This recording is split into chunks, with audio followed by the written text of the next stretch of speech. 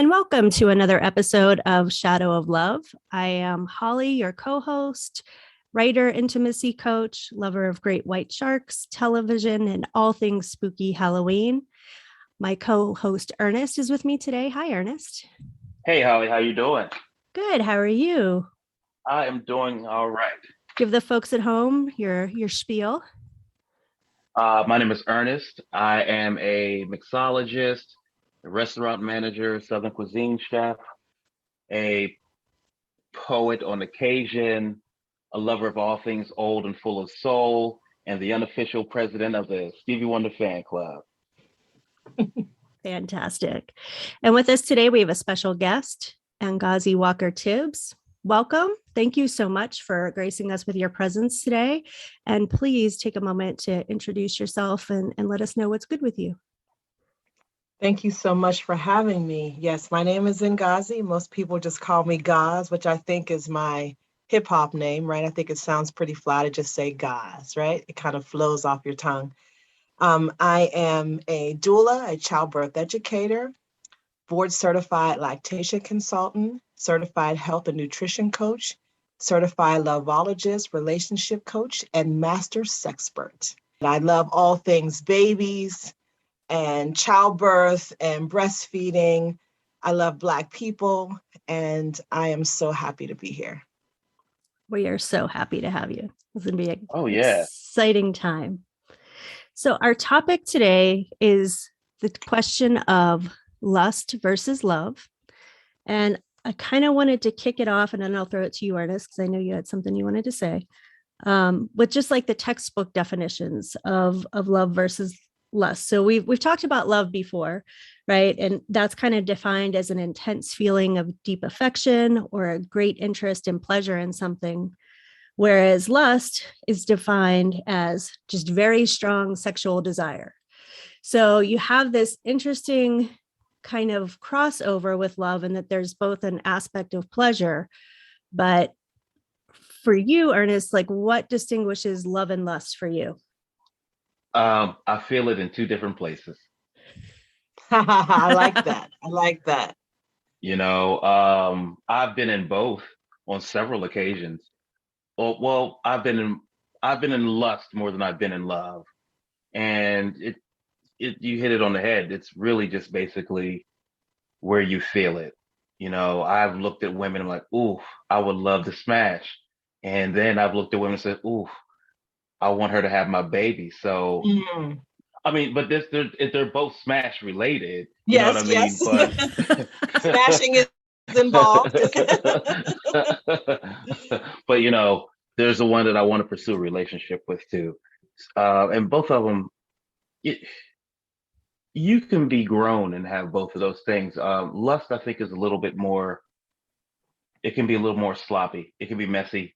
You know what I mean? When you go down that road, and trust me, I've been, I have walked down Lust Lane many a night, and had to get that Uber of shame on the way home. I feel you. You know, what's your take, Gus? Wow, as I will speak as somebody who's been married to my college sweetheart for 30 years and mother of 5, grandmother of 1. When I think of love, I think of conversations I've had with my children where I say, even if we disagree, know that I always have your best interest in mind. And that's what I think about when I feel love. Lust, on the other hand, is what you can get out of it in certain instances, right? It's like, yeah, it might be nice to make you feel good, but really I want to feel good. So whether you get yours or not, I'm gonna get mine. So I think about lust in that way at the base. However, you can have both. Ideally, it would be nice to have that love where someone you want to spend time with, you want to talk to them, you want to hear about their day, you want to hear what makes them happy, what makes them sad, what turns them on. That's part of love. But I think lust is, yeah, like I love you, I feel these things for you, but I also want to get with you too, you know? So I think that when they go together, it's like a completion. So lust doesn't have to be bad necessarily, but if you're not careful, it can be very selfish. Whereas love is not selfish because you are thinking about that other person, what makes them happy. I also think about the differences when you are with someone that you want to be with. If you genuinely care about them, your goal is to find out what gets them off first, right? So it's not just about, let me come and go home. Good night. God bless you and good night. But know that when you really care about that person, it's like, no, I want to get him off first. Then I'll get mine, because I'll get mine just watching him be pleased. Right. And then, when it's reciprocated, it's even more awesome, if that makes sense. See, that's the thing. There's not a lot of reciprocity in lust. Yes, because yeah. It doesn't add up, because I'm just going to speak for me. Um, I have done it from selfish motivations. You know what I mean? Like looking across the room. Here's the thing. Disclaimer, don't do any of this at home. We are not professionals. There's yes. There in the moment right now, there is 6 marriages between the 3 of us. So yes. Yeah. I feel you. I am 0-2. So no, but I've always, just to be honest, I myself have operated from a selfish perspective when it comes to lust. And I think most men do. And I'm really glad that there's 2 women on the show today, because I'm gonna sit back and let y'all call. I've done it from a selfish place most of the time, Sure. especially when I was younger. Like, guys, me, from back in the day. I was I was terrible. You know what I mean? I got away with a lot of stuff because I was cute. But as I've gotten older, I'm like, oh man, if I could just go back and take that one back and say, I am so sorry, I was an ass. But you can't. But most men, I'm gonna let it go on this. Most men, we don't think about the repercussions of lust. We operate from, it's real unga bunga with us.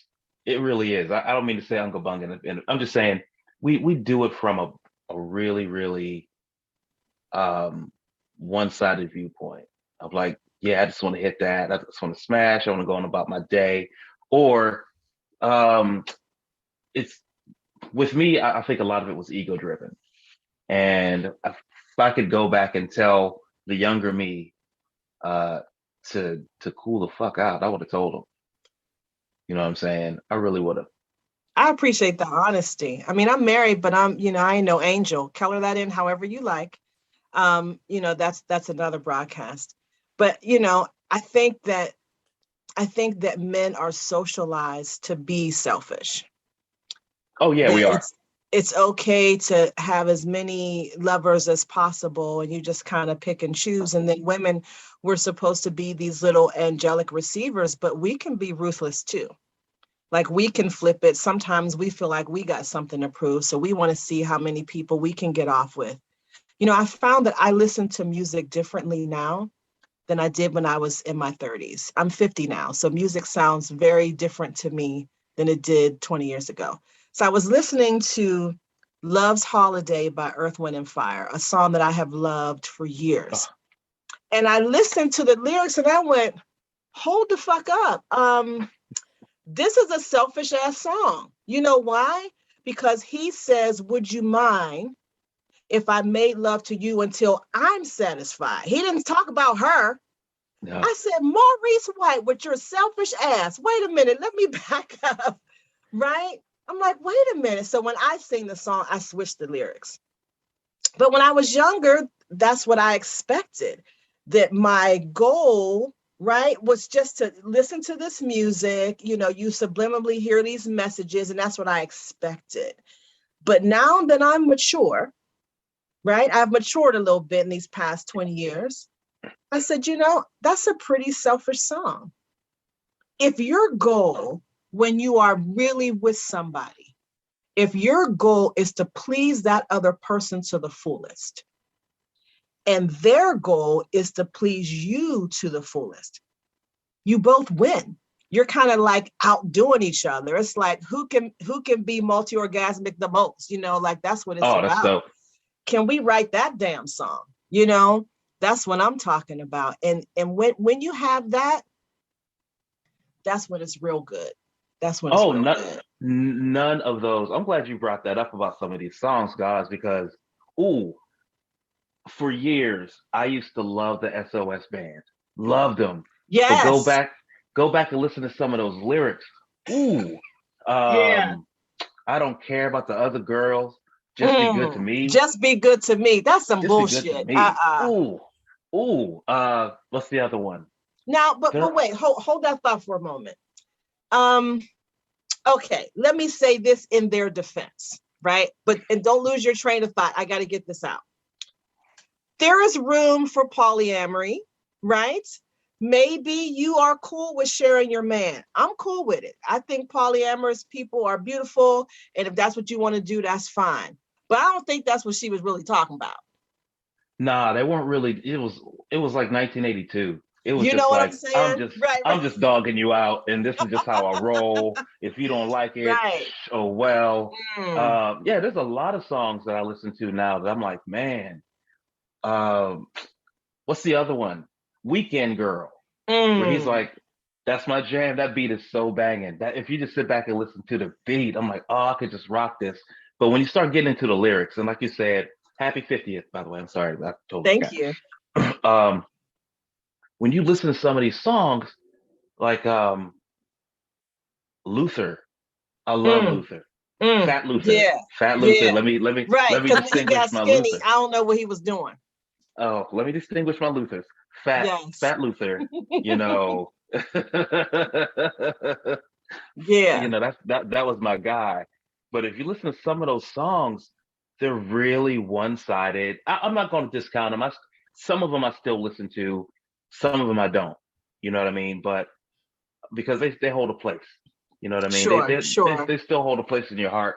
They're just a little more difficult. Yeah. They're way difficult. Like you turning 50, I'm 48, but I listen to music now that I listened to 20 years ago. Now I was like, oh my God, that's terrible. Right. Like, what the hell was I singing? I'd rather hear WAP. At least you know what the fuck the story is. There's no, you don't come from that like, well, I'm not really she's like, look, this is it. This is the best pussy ever. Hit it. Let me deep throat you. I'm down because she just put it out there. There was no hidden message in the fucking song. No. These other songs, I love they that song. deceived us. They deceived us because they had us thinking these was all these beautiful love songs, and they wasn't. They were very one-sided and selfish. Yeah, and that's that's the thing. Like, there's certain music, like I will not listen to the Chronic album. Yeah, I feel you on that. Keep that misogyny, please. My son was playing it, and I was like, "Hey, bud, hey, buddy." We had to have a real long. I think we were talking about a couple weeks ago. We had to have a real long conversation with him about womanizing and how to treat women. Not that I'm perfect. Not that I'm perfect in any regard or whatever. Sure. It ain't no fun. That song is just a little too much for me. That whole album is too much for me. You get older, you become a dad, and you're like, oof. Can't. Yeah. and I even told my daughters, because my girls were really into Rihanna's music. And shout out to Riri. She's a billionaire. That's beautiful. Her lingerie is for women and men of all sizes. So you can be a big girl and be sexy. You can be a big dude and be sexy. I'm down. But if you really listen to a lot of her music, it's really about distortions of love. Very volatile, violent kind of relationship. So my daughter was listening to it. She's 20 now, but my daughter was listening to it, and I said, I'm not real strict about what music you listen to or not. However, I want to ask you a question. Do you agree with the message of the song? That's all I want to know. And if you do, I need you to defend that. Tell me why. And like, is this what you're after in a relationship? She's like, no, I just like the song. I said, however, these messages, you start hearing this over and over again, you start believing that shit. So if you can't defend it, I don't want you listening to it. Yeah. I told my sons, don't bring music in here calling women bitches and hoes unless you really believe women are bitches and hoes. And if you believe that, we have some unlearning and some unteaching to do, because I ain't a bitch or a hoe. And neither are your sisters, and neither is your grandmama or your aunties or any other women in your life. So let's have a conversation. And that was important for them as they are crafting their images and ideas about women and about relationships. You know, like that's really important. And, you know, my son's married now, my oldest son, and we talked about that, about love, about lust, what that means to invest in a relationship. So music really does influence how we feel, how we think, right? Movies, porn included, you know, all of those things influence how we feel about ourselves, how we feel about the people we love, or the people we just simply want to fuck. I'd rather have somebody come out and say to you, look, I like you, you look good. What that mouth do? I'd rather somebody do that than wine and dine you and have you thinking they want something more. I don't have a problem with friends with benefits. Just tell people that's what you want up front. So my clients will tell me that. Well, I'm not really sure he wants a relationship. Do you want a relationship? No, not really. I just want to smash. Then own that shit, be about it. But don't switch the rules in the middle when you want more, because that's not what he wants. If you can't handle that, then you don't understand the rules of engagement. Don't play this game. Real talk. Yeah. That's some really valid points. And, you know, I'm with you with having those conversations with kids and making sure that they really just have a firm understanding of that what you're not seeing in social media or television and other places is a reflection of what actually occurs as an interaction. And I wanted to piggyback kind of off of something you both said. Like Ernest, you mentioned, you know, how lust was something that was solely for you, and you mentioned the selfishness. And I saw something on social media recently where a male person that I'm friends with mentioned how he had an interaction with another man who was angry, and how this has been a repeated thing he's run into, who was angry about the fact that he had to work with or deal with women that he didn't find attractive enough to want. So this interesting concept of the expectation that who you interact with should be someone that you should be able to have some kind of sexual feelings for. And I just wanted to explore that a little bit, because it's that contributes to some of that violence you were talking about, and those expectations of what women are to men in terms of lust and love. And I just thought it was really interesting. Like, I was like, wow, I know there's men out there like that, but when you see another man talking about it, it really drives it home that, you know, it's there and it's just kind of quiet. And, you know, hopefully men are saying things to other men, but you never know, right? We're foul. You know what I mean? We're foul with each other.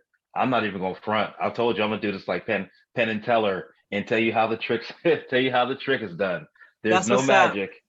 There's no magic. We get foul. I mean, I remember how I grew up, and I'm still admittedly unlearning some behaviors as I go about women, about my art. That's why I'm so glad we did this podcast. It's real cathartic. But no, when men are together and of my generation, and older, like my uncles and that generation, we're terrible. We say some foul stuff about women. And as I've gotten older, I'm really it's like a therapeutic unlearning, and I'm learning to really change how it's hard. It's like you have to unbrainwash yourself. As a, you know what I mean? Like I would look at women through a certain kind of dual lens of, you know, of would I smash or would I not smash? But you know, and most men do that. Most men, doesn't matter if he's in the pulpit or he's driving an Uber. Most men do look at women that way. Mm-hmm. The problem is how you when the words come out of your mouth, or when you have an engagement with that person or an interaction with that person. Sure, you're thinking to yourself like, "Ooh, you know what I mean? I'd love to smash, but I'm not trying to be in HR. You know what I mean? Exactly. Let's just get this let's just get this project done. You know what I mean? Most men cannot. It's hard for them to operate without seeing women as sexual conquest or sexual possibilities or through a sexual lens. It's hard. We can do it. It's like, but it's still something I think with I'm not going to say most men, with men, it's like like a program that runs in the background. You know what I mean? You just got to keep it from becoming, an aberrant situation, or you have to really learn to exercise self-control, which is, you know, which is hard. Which is hard. Like, I'm talking right now, but I'm like, man, Gazi still look good. You know what I mean? But That's all right. And thank you. And you know what I'm saying? I am, and bro, you looking pretty good yourself. You know what Oh, I'm I saying? appreciate it. Love that. I love a black man with salt and pepper beard. Okay. Oh, Don't lose the beard, bro. you know what? I thank you so much, because I was just like, you know what? I was thinking about cutting it off, but I have You earned better or have not. been given each and every one of these gray hairs. So I think I'm gonna keep it.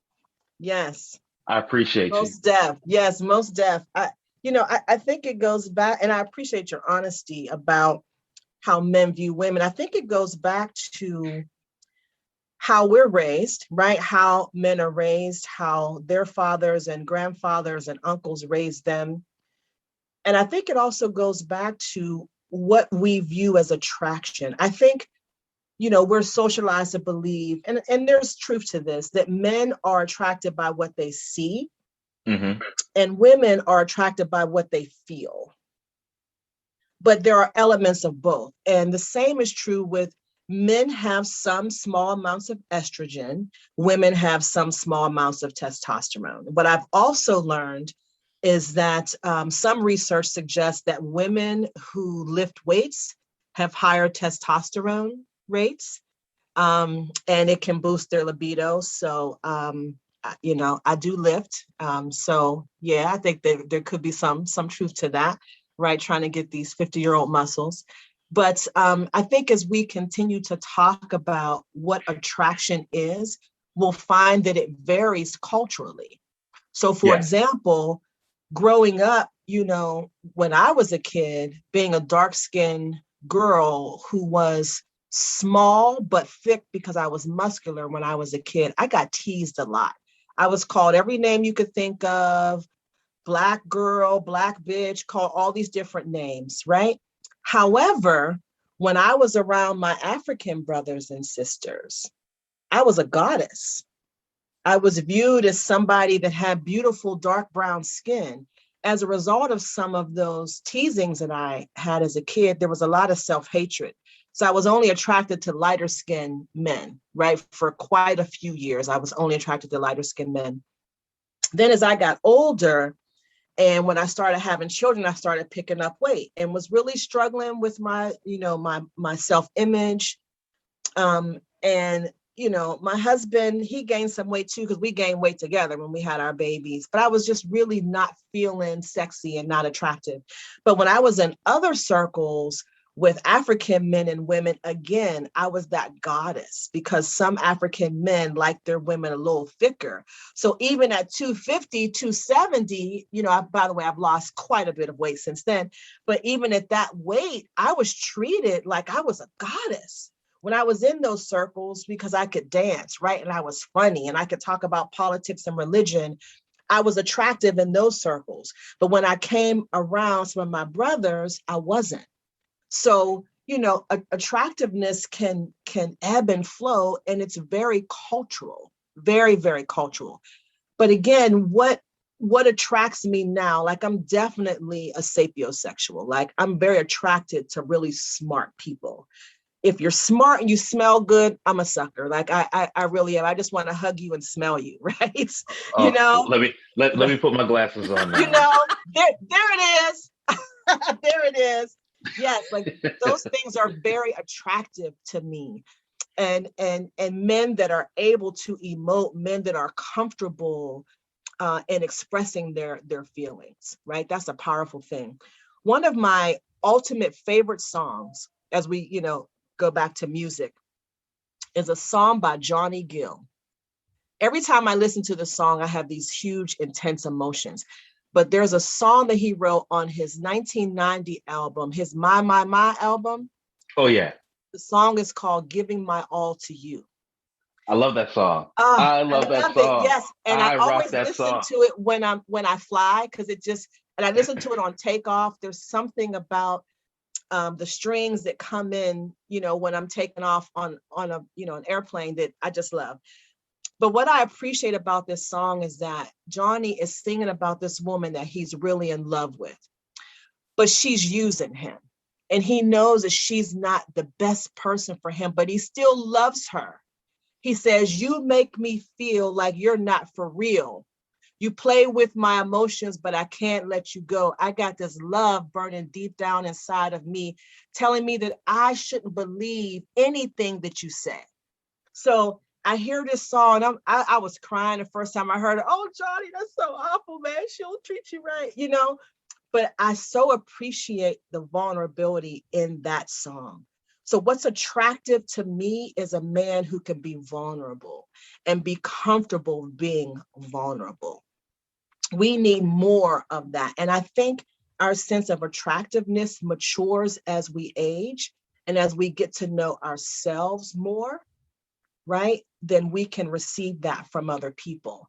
Lastly, let me say this. I really believe that attractiveness really is influence how we feel about ourselves. I think that people who are comfortable with who they are more mature in what attracts them. I think people who are not comfortable with who they are a bit more restrictive. I so appreciate a man that can say, like if I ask a man, even some of my clients, do you have a type? What kind of women attract you the most? I love it when I hear a client say, you know, I don't really have a type. I love a woman who's comfortable with herself. He doesn't say anything about her size. He doesn't say anything about her hair color, her hair length, her eye color, but he talks about a woman who is confident. That's a mature kind of attraction. Those are the men that I like to talk to. Damn, we are cooking today. We are cooking. Ooh, as far, you know what? I do have certain types. Yeah. I do. And it's not intentional. It's so Yeah. weird. It's really weird. If I like smart women for Yeah. sure. Yeah. For sure. But visually, I have a type. I have a couple of types. I have like 3 types. And you know, I like Amazons. I like petite, like, you know, look like you sleep on a mushroom. You know what I mean? Right, right. Like if you open the door and they're in the bathroom, you might find out that they got wings. They're like, close it down, You know? Yeah, like some. I have a few types, but I Sure. do like it says on my tagline. I'm a 6'eye enthusiast, so I celebrate the curves. But I do like at the end of the day, I've had the privilege to have been around some really amazing women, beautiful women. And the thing about it is sometimes cute just ain't gonna do it. Well, You sometimes know, cute for ain't real. enough. Sometimes cute ain't enough. Yeah. Sometimes pretty just ain't enough. I've Mhm. come to find out.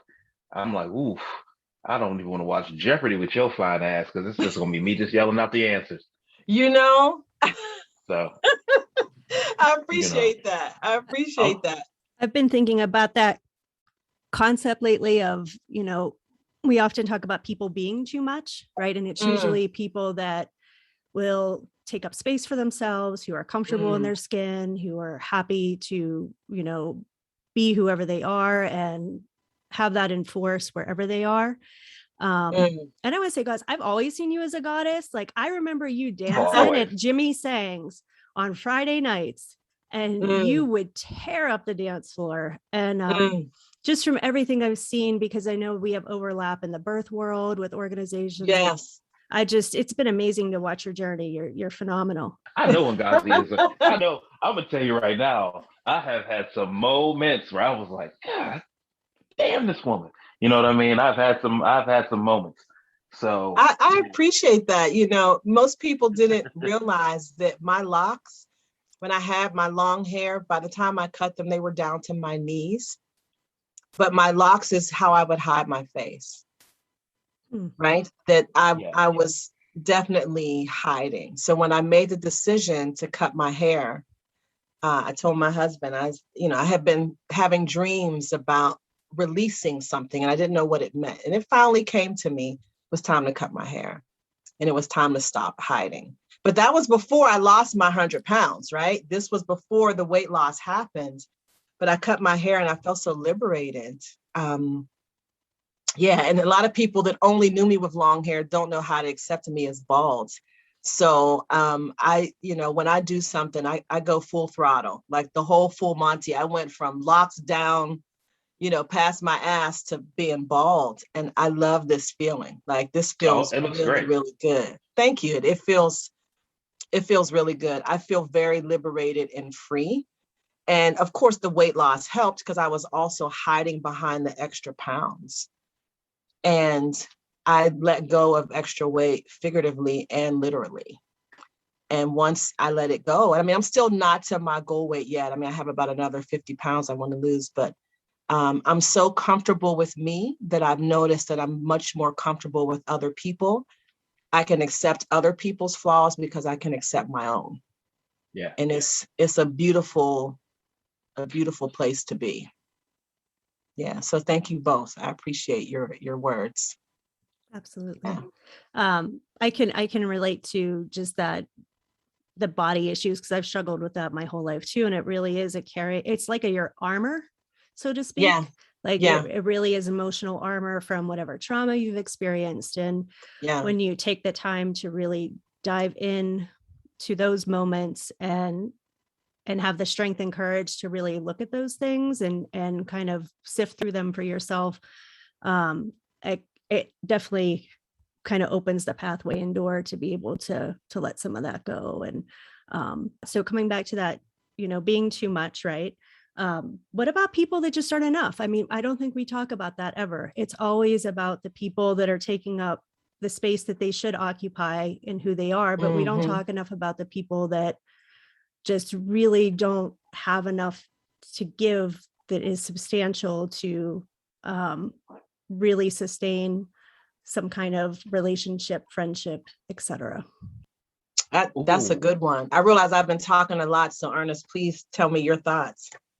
Oh no, that's a tough one because there's a lot, when you have history with people, it's harder to let them go.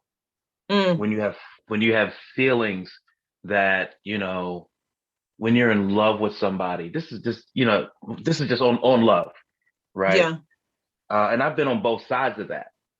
Admittedly, most men will admit that, like, oh, I fucked that one up. I wasn't shit, and it was all my fault. Most dudes won't. They'll cry and drink. They'll cry and drink. You know what I mean? And won't listen to Sade until they get their life right. Yeah. You have to be in the right frame of mind to embrace Sade. You better be in the right. I have not. I'm telling you right now, I haven't listened to Sade in 5 months. You know what I'm saying? If you hear me playing Sade at my house or whatever, and you ain't seen me in a couple of days, you better do a welfare check. Be like, bro, you all right? You might find a brother dangling in there. I feel you. Be like, you all right, bro? That's just a true thing. I don't know if it's cultural, but if you hear a brother playing Sade, his life is right. His life is right in the moment. But no, I think it's harder to let go of people when you have history with them. You know what I mean? When you're tied, when you're tied together in a certain kind of way, and that goes with like long-term relationships and marriages. It's harder to let go, so you tend to. It's like dragging a body across the time. You're trying to, Mm, but you know it's dead. So I think it's harder. I'm speaking on this from just personal experiences from being married and being a good husband and being a shitty husband. You know, it's harder to let go because one, you don't want to feel like a failure. Two, there's a little bit of ego involved in it. You know what I mean? Because like you can watch other people go through terrible relationships. Like I'll give you an example. A friend of mine said to me not too long ago, he said, Ernest, you're like a great mechanic, but your car is always broke down. mm. And I was like, oof, Well, damn. well damn. Well damn. Yeah. And a good friend, a good friend over 10 years. So long and short of it is like I said, letting go is the hard part. If it's Mm, lustful, if it's a lust-based relationship, it's easier because you didn't care in the first place because you only had your intention in the first place was to do maybe one thing. You know what I mean? So it's easier to let go of a lust-based relationship. And mm-hmm. believe you me, I have had a couple of them. I've had some lust turn to love, but that was hard to let go. And I've had love turn to other stuff. But like I said, it's hard to let go. People don't want to feel like a failure. So you know they don't want to feel like a failure, and they don't want to feel like as a man, it hurts. Excuse me, it hurts men just as much as it hurts women when it's time to let go. But we don't handle it properly. We just don't. We tend to we tend to bottle it in. We tend to act out. We tend to lie lie to ourselves. While everybody else around you looking at you like, nah, dog, you ain't shit. But in your head, you're like, well, I didn't do that, or there's a lot of denial and it's unhealthy. So the letting go part, I think, is harder for men Yeah, than it I is feel women. you. I feel you. And I think maybe you're the first man or one of the very few men that I've heard ever admit that. So thank you. Thank Oh, you it's for true. that honesty. Yeah. And, you know, going back to something I said earlier when I was mentioning what I told my children that I felt for them, the intense love that I have for them is having their best interest in mind. And in a relationship, if you are with someone and you have their best interest in mind and you know that it's not working, you can love people and let them go. Right? I mean, that's part of that love that you might have for them. And, I think about friendships that I've had where, you talk about somebody not being enough. I'm very ambitious and I like being around people that want to go to the next level. And if I'm friends with someone and I feel like they're just comfortable with the status quo, that's boring to me. And sometimes I got to let that relationship kind of fade out. I don't necessarily have to make a big announcement about it. There are times when that's necessary, but there are other times it's just like you go from talking once a week to once a month to once every 3 months. It kind of works itself out. But, that's an example of when I know somebody is not enough, when I just need to back off.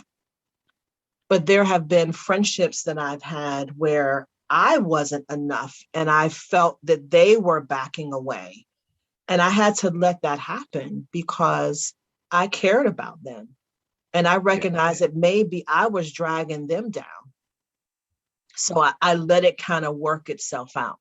But then there are those moments where you got to just have a conversation like, this ain't it. This is not. this is not working, and that's a painful thing. But I think maturity and wisdom tells us that if you want people to be their best selves, sometimes you ain't it. And you have to be able to embrace that. And I have lost some friends over the years, and I don't really regret any of it, because they were people that, were in my life for a certain time, and you can do the wrong thing at the wrong time. I mean, you can do the right thing at the wrong time and totally miss your blessing. So if you try to hold on to friendships that are only meant to be short sprints and you trying to make this a 10K, y'all are mismatched. Yeah. You have to figure out what relationships are short sprints, which ones are 5Ks, which one are 10Ks, and which one are those marathons. I have friends that I've been close with for 30 plus years. And we knew from the beginning that our relationship was meant to be a marathon. It was meant to be a long haul. And we have invested in those relationships, in our relationship accordingly. But there are some people, I think we figured out after a little while, like, I appreciate you guys, or I appreciate this person, but it wasn't meant to be all that. And that's okay too. That's okay too. But it's painful when you come to that realization and you got to let people go. Yeah, that hurts, but you got to do it, because you could be holding that other person back from maybe being with somebody else, whether that be in a friendship or a love relationship. So, that's where being comfortable with you is important, because once you know who you are, you can embrace other people for who they are. My first marriage was like that. I can remember when I got the divorce papers together and, sat down with my ex. I remember saying to him, I love you enough that I think we need to let each other go, because there's something else out there for us. Now, he didn't like that, but that's where I was. I just knew, like, this wasn't going to be productive. It wasn't going to be productive for our kids to grow up in an environment where we were trying to be a couple and it wasn't working, because that's its own kind of negative, role modeling. And I can remember just feeling so good about being able to say that out loud and make that decision. But it was hard. Like it was not something that I was able to do overnight. I had to kind of talk myself into it, and it took a lot of strength. And those are some really difficult conversations. And I think that we're not really given opportunity in our society enough to think about love as being something we need to explore on that level. It's all about the gain and what we can gain from love and the good feelings. And it's not enough talk about, well, what do you do when it's time to let people go? And I mean, to me, it overlaps with just our views of death and fear of mortality. Sure. So, and abandonment, the fear, right. It's okay to be alone. And, there is a difference between being alone and loneliness. However, even in our loneliness, we can sit still in that and not try to run to the next relationship, because these rebound relationships will fuck you up for real, right? There are times when you let somebody go or they let you go, you have to just be still in that moment and not move to the right or to the left, but be still and learn from that previous experience and what that means, so that you can get healed and healthy for when you move to your next relationship. But sometimes some of my clients jump from one relationship to the other, right? I had a client that was sleeping with brothers. I'm like, really? This is what we doing today? This is what we doing? Because you want to hurt that other person. Yeah. I regret the fact that, and this is true, I'm not going to say anybody's name or anything, but I rebounded once and I regretted every time I see that person. I don't see the person that often because I'm on the West Coast. But every time I see that person, I'm like, man, that was wrong. It was, admittedly, see, like I said, most dudes won't talk about this stuff. Yeah. I was with a woman that I was going to marry, bought a ring and everything. She didn't know how to ring, bought a ring and everything. Love this girl. I don't really talk about that one too much because that's a deeper person, but I love this girl. And we broke up, and it was the first time I was physically lovesick. physically ill. Like, oh my God, this woman is what, you know what I mean? Literally lovesick. Everything, nothing tasted right. Mm. Nothing mattered. I would sit in my apartment and sulk and go out and, like I would fill my ego with sex. Like I'll show her. I can get all the bitches. Look at me. Right, You know right. what I mean? Yeah. And I messed around. I liked this girl, and I realized we were sitting at dinner, and I was like, I got to break it off with her because my heart was totally somewhere else, and I just didn't think that it was fair for her, to occupy a space that really wasn't hers. Hmm. Hmm. And I wanted somebody else to be in that spot. Like I was at dinner and I had looked down at the menu and I looked up and I was like, why you're not the one I want to be here with, Mm. and I just knew then. So rebounding, I made something messy that didn't have to be messy. Yeah. And what I should have did was repaired the relationship that I got out of. Hmm. Mm-hmm. Mm-hmm. And the problem is my ego wouldn't let me fix it. Yeah. So don't rebound. Hmm. Whatever the moral of the story is, don't let your ego make you hurt more people than you've already hurt in the first place because you're Yeah. hurt. Yeah. That's all I got to say. I'm gonna let the two. I'm fortunate enough to have two beautiful, intelligent ladies, um, in my presence today. And this is just dope. This is super dope. I'm enjoying it. I so thank you. And I so appreciate you just being honest, like how refreshing. Going back to music, because as a musician, I live my life through music. I think about a song by Anthony Hamilton where he talked about this girl broke up with him. He couldn't eat, he couldn't sleep, he didn't take a shower.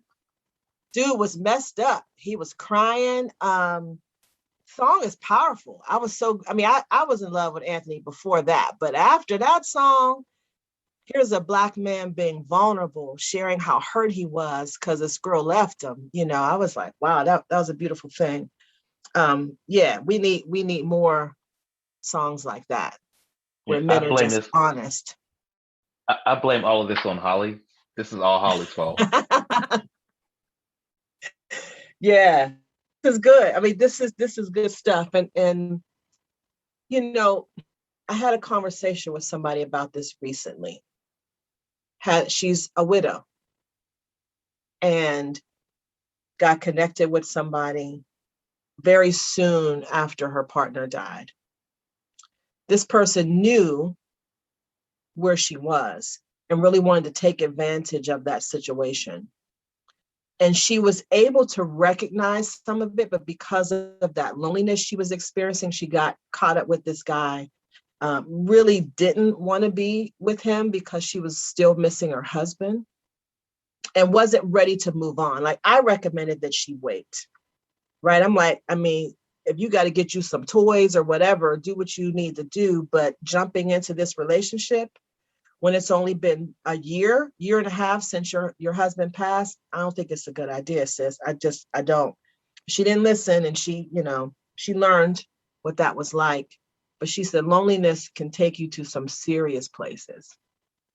And, sadness can do that too.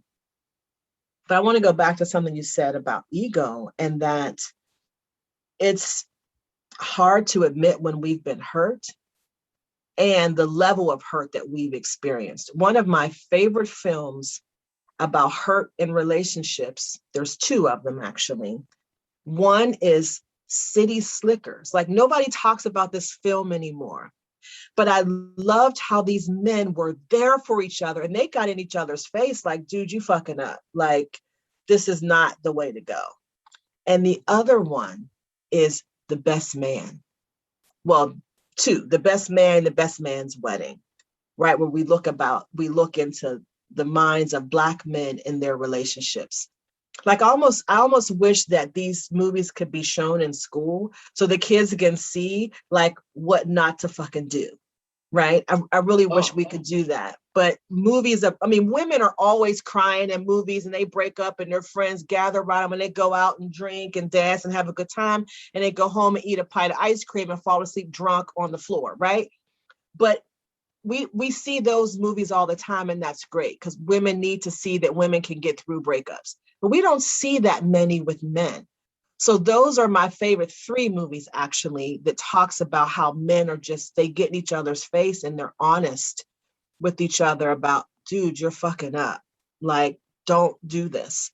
And they were there for each other. I would love to do like, I don't know, a Zoom where we watch relationship films and discuss that shit. Like I would love that because like nobody's doing that right now. Yeah.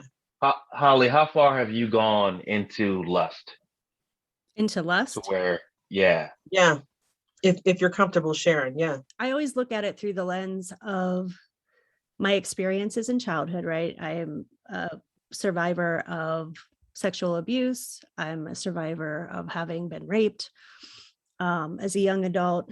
And for me, the safest choice, particularly when I was just coming into my sexuality. I mean, I'm also bisexual and I was raised Catholic and I went to a Catholic all girls school. I mean, I had like a whole lot going on between trying to reconcile that. I was heavy my entire life and had body issues because of all that trauma. So I felt like in a lot of ways I was really forced to know who I was because that's all I had in some ways. And then when I got to college, like I was still a virgin when I went to college, but I was always really sexually curious at a younger age because of these other experiences.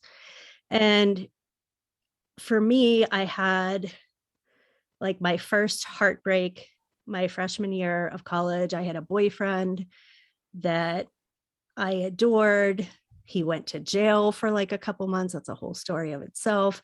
And then he got out and he went and took me away to Maine for the weekend. I was up in New Hampshire and we got there and he was like, I have to apologize, but I have another lover and she's here with her child. And I mean, I was devastated. I had no idea she existed. I had been writing him when he was in jail.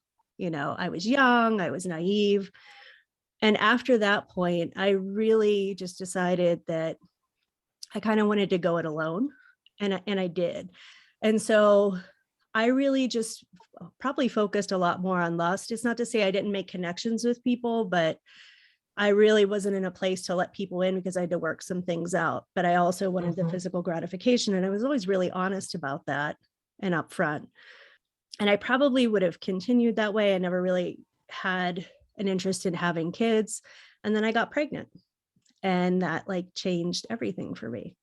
And having my kids really gave me this whole other really beautiful perspective of love that I didn't have growing up, that I didn't get growing up in a household where we had a lot of substance abuse, you know, in our inner circle. And gave me a chance to kind of start over and really be able to define and deepen that.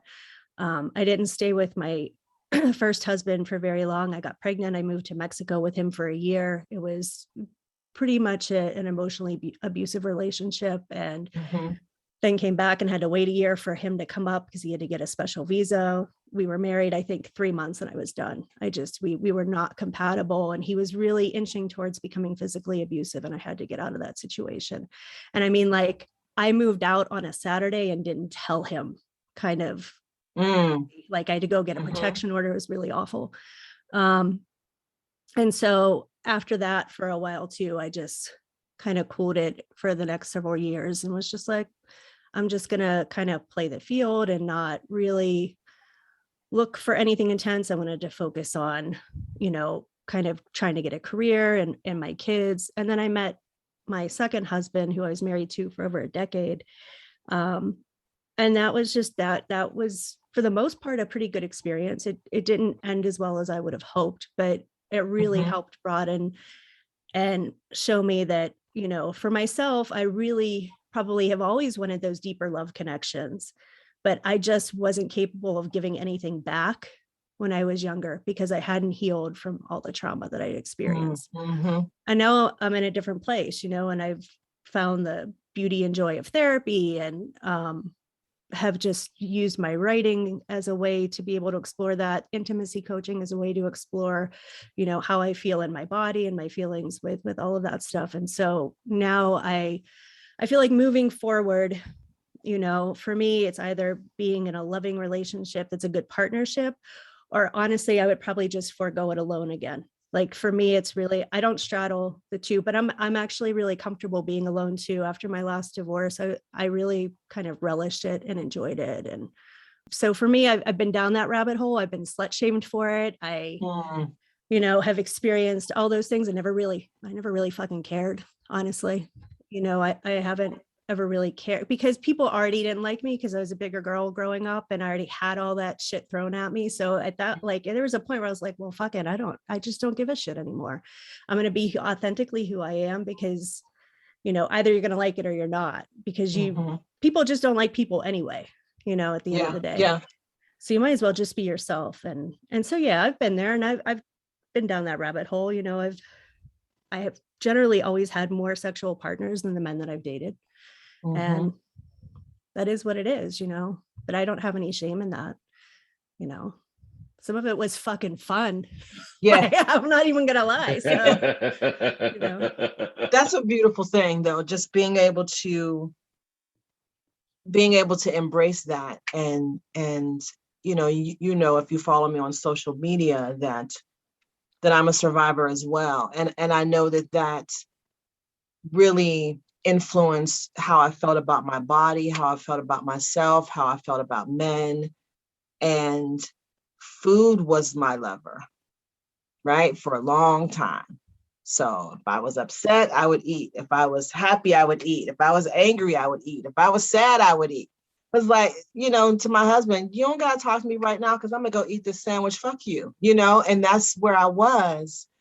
And it took me some time to grow from that place. Like I have a totally new relationship with food now. I teach an aphrodisiacs class. So I'm like, well, damn, I'm gonna work with this shit. You know what I'm saying? So put that whipped cream on me. I look at it very differently now than I did 20 years ago.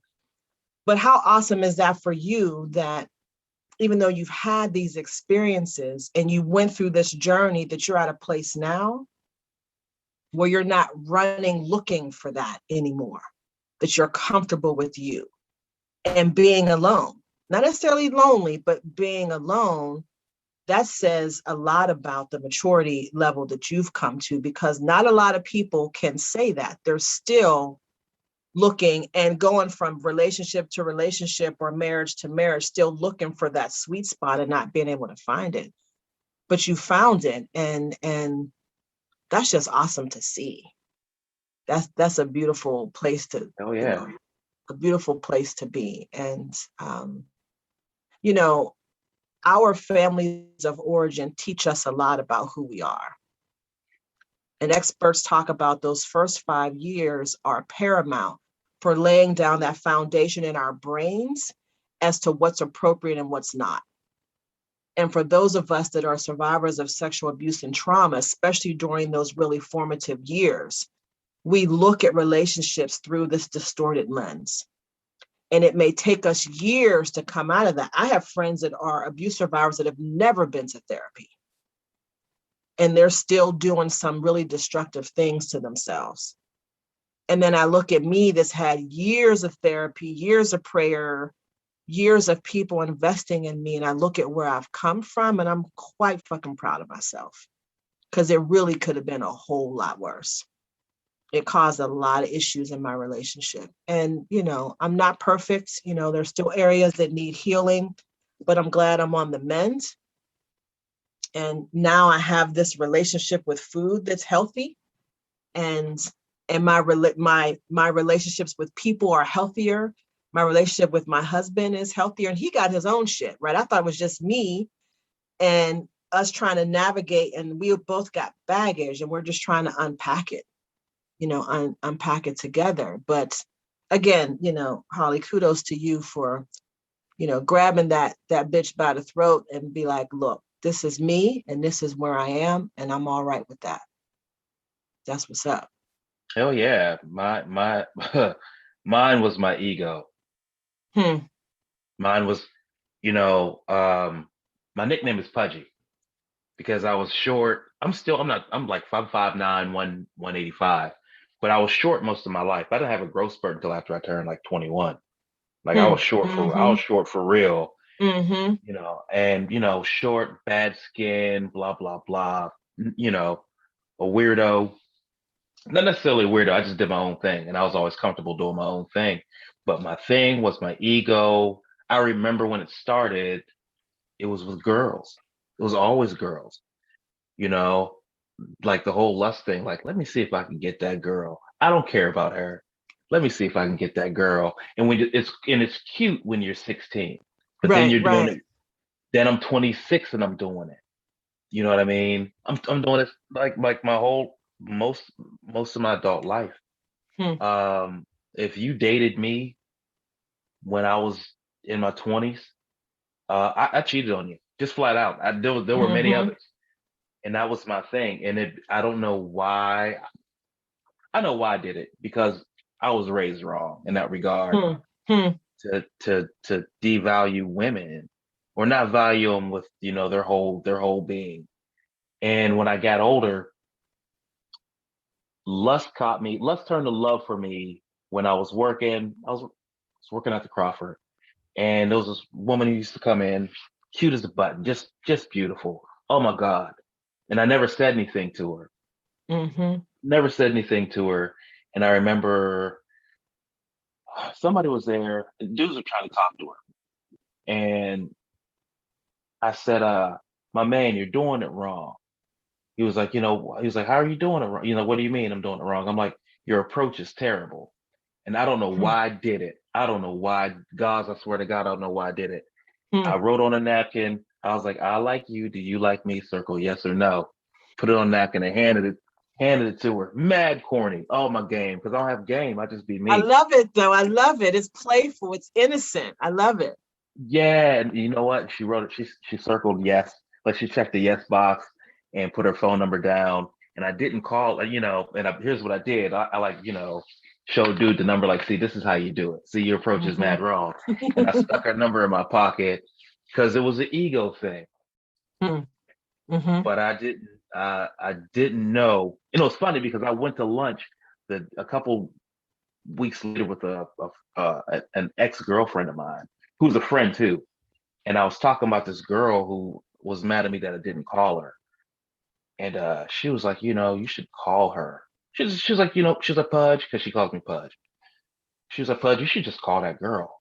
Just call her, right? Mm-hmm. So went my apartment, which was funny because s- something almost awkward happened between me and my friend, you know, because we got history, but it didn't happen. Got in my apartment, called this woman. We talked on the phone for 7 hours straight, Wow. right? 7 hours straight. And we were together for a long time. Hmm.